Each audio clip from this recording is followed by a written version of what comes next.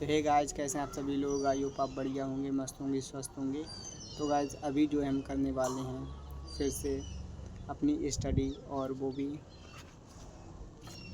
इससे, ठीक है। तो अभी स्टार्ट कर देते हैं। इंडिका ग्रंथ का लेखक कौन है? इंडिका ग्रंथ का लेखक कौन है, जल्दी से बताओ। जो हमारी इंडिका है ग्रंथ, उसका लेखक कौन है? ये बहुत ही ज़्यादा क्वेश्चन अच्छा and easy and important question है, ठीक है। तो इंडिका जो है वो किसने लिखी थी, आप जल्दी से बताओ।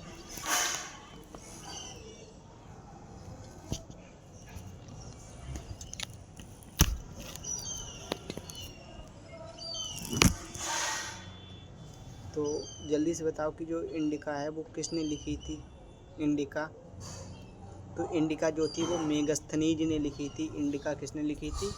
मेगस्थनीज ने लिखी थी इंडिका। तो अगला है तहकीक हिंद के लेखक कौन हैं? तो तहकीक हिंद का लेखक अल-बरूनी है। तहकीक हिंद के लेखक अल-बरूनी हैं। तो गाइस जो मैं हूँ क्वेश्चन को एक बार पढ़ूँगा, आंसर को 2 बार रिपीट करूँगा, जल्दी करूँगा क्योंकि बहुत ही कम क्वेश्चन मैं ले पाता हूँ एक वीडियो में। तो ज़्यादा से ज़्यादा क्वेश्चन लेने की कोशिश करूँगा। आपको एक बार में समझ में नहीं आता है तो आप दूसरी बार फिर से रिप्ले करके देख सकते हो, ठीक है। अगला है पृथ्वीराज रासो किसकी रचना है? तो पृथ्वीराज रासो चंदबरदाई की रचना है। पृथ्वीराज रासो चंदबरदाई की रचना है। अगला है हमारा, छोटे छोटे क्वेश्चन है, बहुत जल्दी हो जाएंगे। तो अगला है हमारा राजतरंगिणी किसकी रचना है? राजतरंगिणी किसकी रचना है? तो जो राजतरंगिणी है वो किसकी है? पाणिनि की रचना, वो सॉरी कलहड़ की रचना राजतरंगिणी।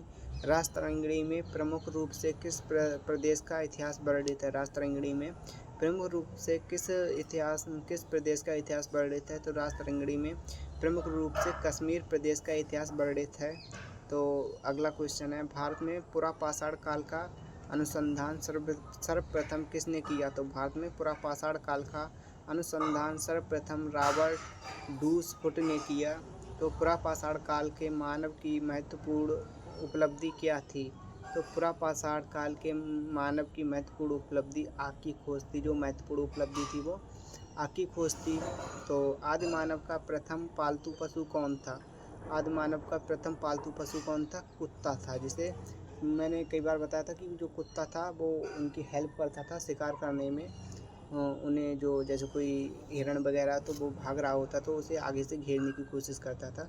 तो फिर उन्होंने उसे कहा कि अरे ये तो हमारी मदद करता है, तो इसे पाल लेते हैं। फिर उसे पालना शुरू कर दिया था उन्होंने। तो बर्तन निर्माण काल का प्रादुर्भाव किस काल में हुआ था? तो बर्तन निर्माण काल का प्रादुर्भाव उत्तर पाषाण काल में हुआ। पहिए का आविष्कार किस काल में हुआ? नवपाषाण काल में हुआ। पहले पढ़ा चुका हूँ मैं आपको।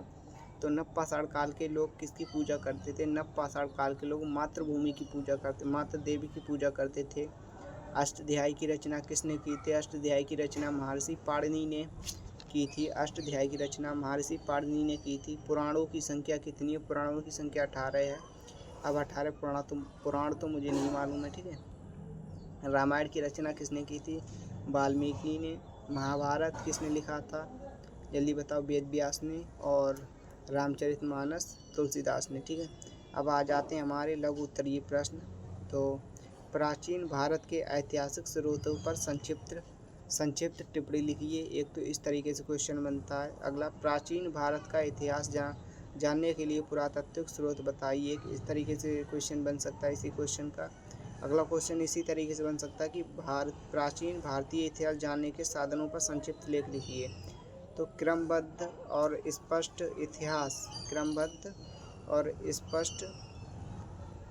इतिहास जानने के साधनों का अभाव होते हैं। तो ये जो क्वेश्चन है आपको अगली वीडियो में मिलने वाला है, ठीक है। क्योंकि इस जो वीडियो है ज़्यादा लंबी हो जाएगी और काफ़ी ज़्यादा क्वेश्चन लंबा है। आप देख सकते हो कि ये क्वेश्चन कहाँ से स्टार्ट हुआ है।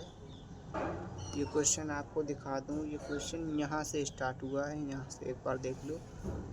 यहाँ से स्टार्ट हुआ है, ये पूरा चलेगा और इधर कहाँ तक चलेगा, और ये इधर यहाँ तक चलेगा। तो इतना बड़ा क्वेश्चन जो है आपको मैं बताने वाला हूँ, इसीलिए आपको जो है पहले कॉपी और कलम लेके बैठना होगा, तभी हो पाएगा, वरना आपको समझ में भी नहीं आएगा तो दिक्कत होने लगेगी। तो आप जो इस तरीके से समझ सकते हो। तो मिलते हैं किसी नेक्स्ट वीडियो में, तब तक के लिए थैंक यू, धन्यवाद, बाय।